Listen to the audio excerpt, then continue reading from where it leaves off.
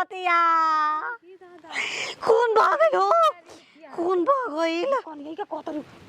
ए भोसो फादल मांगना मार आई सुहागनो के पहले ही रार क दिलु हमरा के अरे सिंदूर लगल बनी गोरियावत काहे बियाह हां जने दादा बड़ा बढ़िया देख कोइल है बाबूजा भोले शादी क के लैला टच नहीं करे दे मिली ना जवाब तबले दे नहीं धरे दे कितना दिन ले चलई बा ई वारंटी लिख के द कमर डैमेज नहीं करबई गारंटी लिख के दो अरे सब का करतलु तू नाच गाय में बजा तनी निक बाड़ू लेकिन ए जे नाचल गावल उचित नहीं के काजीरी दी हम मम्मी कहले ना दुआर पे नाचे के चाहिए अपन ए देवा बाबू तो पागल बुझाती है जी अरे ई तो हमरा के रात में कोबर घर में पर सूते लेके देले तू कहताड़ू भोसरी वाला सुती में घर जाके बियाह करवा देलु जा हमरा के की लगा दहेज दे नमला के गाड़ी देवन मने शुभ काम होला चाहिए पति नोहन पति परमेश्वर पति कहत रही को अगर किसी के बोलावा जा की है अरे पति का परमेश्वर मान जाला दिमाग नहीं के माई बाप सिखल नहीं के अगर मार और तू जाइबा तो फिर न परमेश्वर के जेबा ये रामी तो सफा चौपट लागत है जी करता जी को दिमागे नहीं खिदम चौरवा दो काहे खाती खाई खाई जलई घरे पूजा पाठ होई तब खानी से कनिया तो पूरी टुंगबू तू तो हनिए जानी भोगी है जले के हम ना रखब सोच लियो काहे न रखबा सुहागरात मना ले बोल बड़ा बढ़िया रोल निभावताड़ू ना खिस बरा देला हमर ऊपर मत जा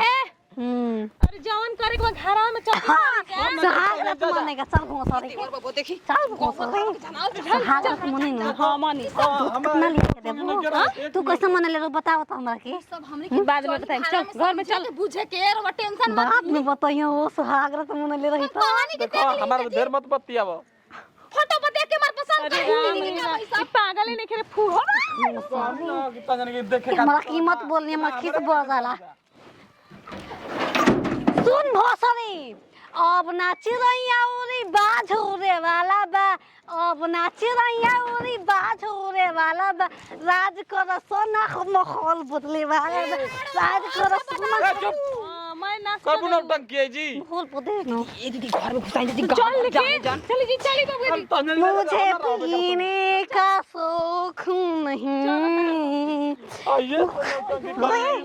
क्या चाहिए रे नहीं खेलो कुथे मां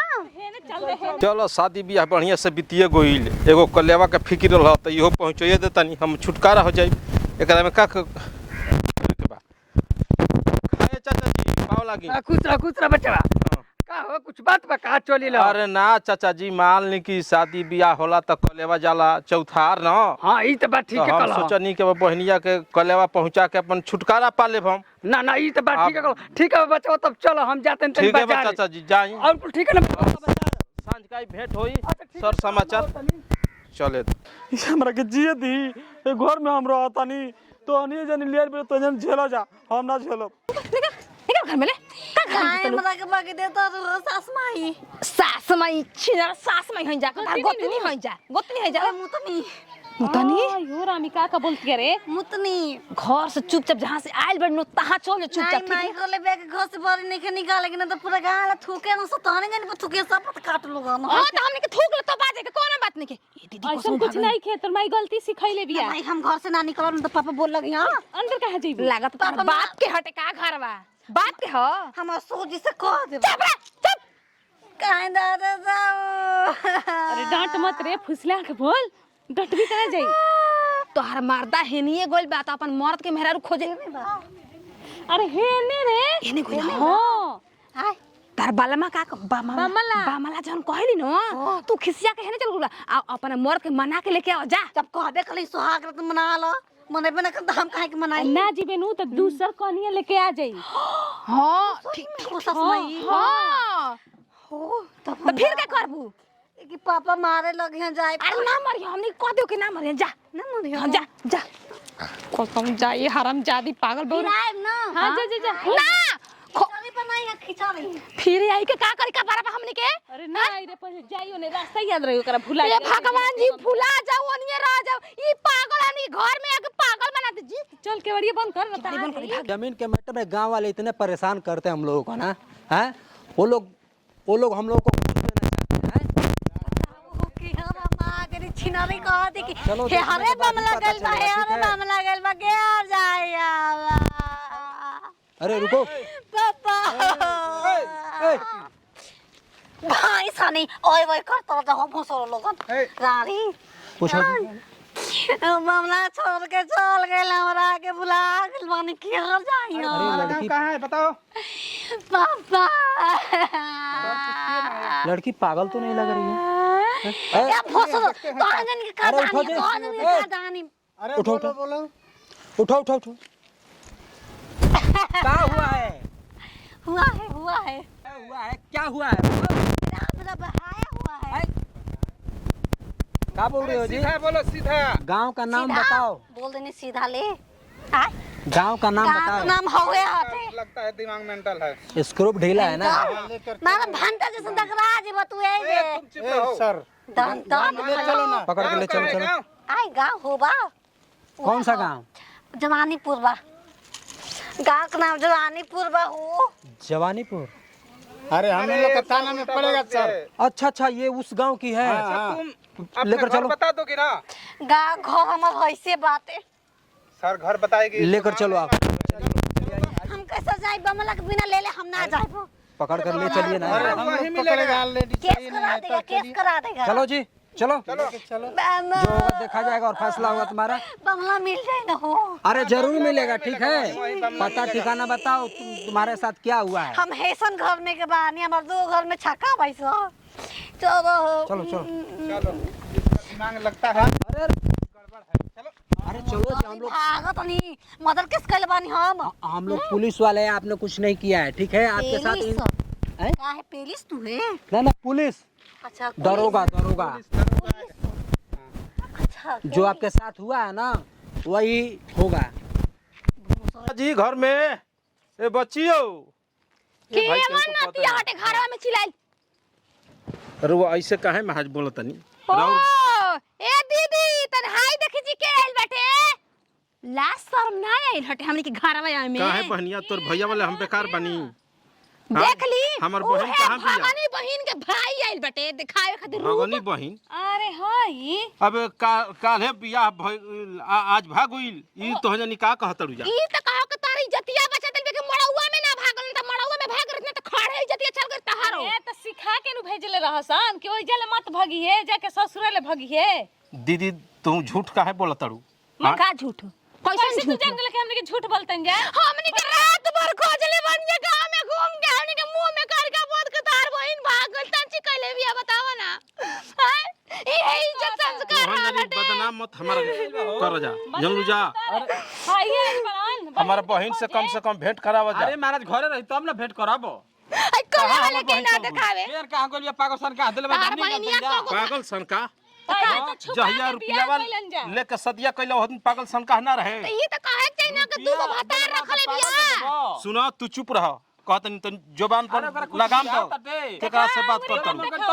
तहरा ऐसा मुंह हमर बहन बिया कि भागनी जना कलंक देके भाग गइल दूसर के लेके है सुघर भतार के छोड़ के जा खोजा तू हमने के लिखे जिम्मेवारी रहल की तार बहन कहां गई हमारा घर में नहीं भागल कि हम खोजे जाइब तो के जवाब देबे पड़ी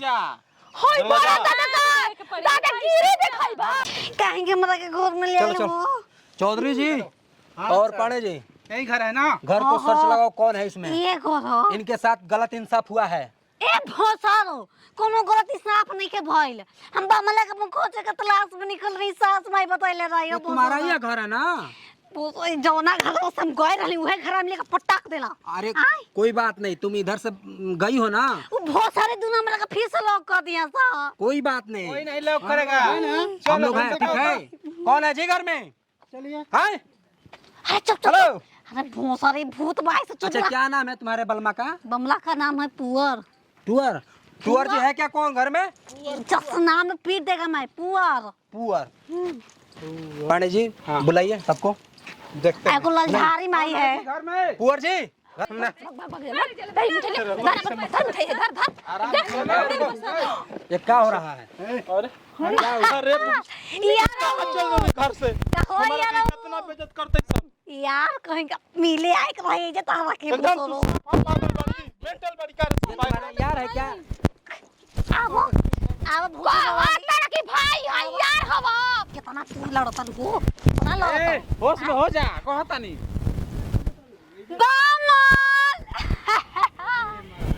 अरे छू मत तू तारे के कहिए ले तू ना तोरी 5 बरस हो गइला आज अब काले कोई 5 बरस हो गइल आज काले को देखी ओए घोसला मिल ओए। गया है पता चला है कि तुम लोग इसको घर से भगा दिए हो क्या दहेज वहेज का मैटर है क्या दहेज का मैटर है क्या बताओ हैं भगाया मेरे साहब। को अपने भाई भगवान भाई सब हाँ जल्दी। इसका दिमाग ए, इधर आओ है ना तो बोले इधर आओ पूछी नौकरी करेंगे ना तो जेल 10 का लाख खाना मिल रुपया जाओ। लेके तब ये शादी सेट भइल बा हमार बहन तो पागल जरूर बिया लेकिन 10 लाख रुपया ले ले बाड़ी सन तो शादी सेट भइल बा आज कहत तार बहन पागल बिया घर से भाग बिया हमार के बेइज्जत करतै यार वो ले चल हमके घरे आज बहन तोरे चलते हम बेचता होता नहीं बेचता तू सही रहती तो हतना बेचता होता हमारा करी ए सर जी देखी तुम गोतनी हो ना हाँ 10 लाख का ये चीज और दहेज का मैटर लेके तुम लेडीज पुलिस नहीं लाए मार देते तुमको ठीक है हाँ शादी भी करो 10 लाख रुपया भी चाहिए 10 लाख रुपया हाँ? लेने लेकिन पागल तो भी है ना चुप पागल है और पागल घर से निकल क्या पैसा सर, से नहीं सकते सर आप लोग तो फैसला करल जरूर बन जा जब हम बहन के अपन देखनी ई जनली सन दोनों की पागल बिया तो पैसा लेवे के का जरूरत रहे ई पैसा पर ई शादी भइल बा ए सर जी छुपा के बियाह कइले रहसन अरे पैसा पर शादी हुआ ये दिया है ये दिया है पैसा पागल निकली तो तुम ले इलाज नहीं कर सकती थी हाँ अरे बोलो कराओगे तू बे हाँ तू भी साथ दे रहा है क्या घर में? सर पैसा तो लेवे वाला ले ले अरे तू चुप रह हमार जिंदगी नरक में चल देखली गई सर जी आई पागल है हम कहां घूमे वैसे नरक में चला गया इलाज नहीं करा सकते रांची हॉस्पिटल में ए सर जी देखी जितना तिलक ने के मिला उतना पैसे तो इलाज कराने में पैसा लगी है अरे करा इलाज भी होता है अरे अगर दादा आगे देखो, की तो आई चू का तुम लोगों ने इसे नहीं अपनाए ना तो तुम लोगों को जेल का रोटी हम खिलाएंगे ठीक है खटवाएंगे तुमको बड़ी चुम्मा दो ये अरे दूर हटो मेरा रूल है चड्ढा जी देखिए सर हम लोग नहीं हम एक बनिए तुम तोर साफा एकदम औरी एकदम तू खत्म हो गया चड्डी जी को बन रहे तोर भाई ए जबा तू का करत रही आई माल के संग बियाह करम कहां पर चड्डी जी देखला कौन चड्डी जी निमन बियाह शांत रहते जाओ ए सर जी देखी इनकरा से तलाक दिवा दी हमने के ना रखे के मत बोलो जैसे कहब वैसे तरह रहे के बा चलो चुपचाप घर में सागत मने ले जी देवर बाबू चला देखो हमने के कैसे रखे के करे के अगर कुछ गलती हुआ ठीक है ना तो तुम लोगों को हम छोड़ेंगे नहीं तुम थाने के बाद आकर साइन कर देना ठीक है ठीक है। कुछ भी होगा अपने बहन को बचाना चाहते हो ठीक है तो साथ देना होगा पुलिस थाने में और इनसे भी थोड़ा तोड़ होगा अब ठीक बा सर। समझ सर जी जाई रहो सब जाई जा बढ़िया समझा के रखना हां लेकिन क्या लेकिन है कुछ ना जाओ ठीक है गोतनी को अपना कर रखना ठीक है ना तो जेल का हम खटवा देंगे तुम लोगों को ये दे दीजिए चलिए फैला जा ले लेबे हम बहन के साड़ी ओड़ी मोय चीज बा चली सर हम लोग सब संग थाना पर चलतनी चलिए आइए साइन कर इन नतिया के बेटा ठोक लेना सो दादा ठोक लेना सामने के देवर के दखल पुलिस कैसे लेके नतिया गल द्वार पर होतनी बताओ ना पुलिस की पागल ही लेके तो समझा के ले गनी घर छिनारी कहत जे कि पागल बे पुलिस ओकर भतरा आ ना से लेके आइलो आज तो समझा के कोइला सुन हमरा खाई मिठाई अब बाकी दिन में हम कैसे चलब अब पैसा उतारे झेला ही के पड़ी तलाक दी ओकरा के तलाक ठीक नो तलाक का देबू उ तलाक देबे दिए सोन ए जे चलो आई जाओ बात होने चलो चल चल